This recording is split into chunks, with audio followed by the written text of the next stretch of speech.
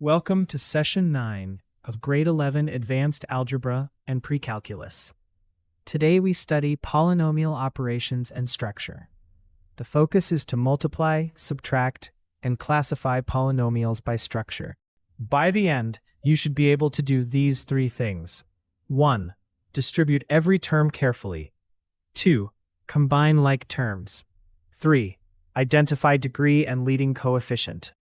Polynomials are built from powers of a variable with whole number exponents. They are friendly to combine, but they punish rushed distribution.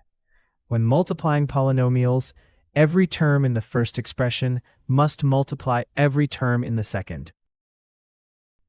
Multiply 2x squared minus 3x plus 4 by x minus 5.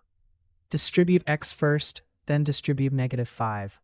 Combine like terms to get 2x cubed minus 13x squared plus 19x minus 20. The degree is 3, and the leading coefficient is 2.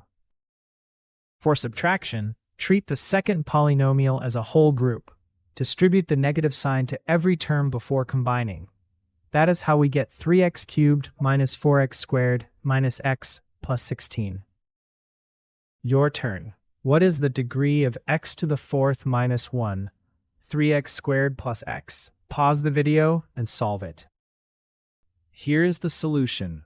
Work line by line. Then check the final answer against the original question. After the video, complete these three tasks. Copy the model from the lesson. Solve each one fresh. And write one error log sentence about the mistake you are most likely to make. Let's recap. Distribute every term.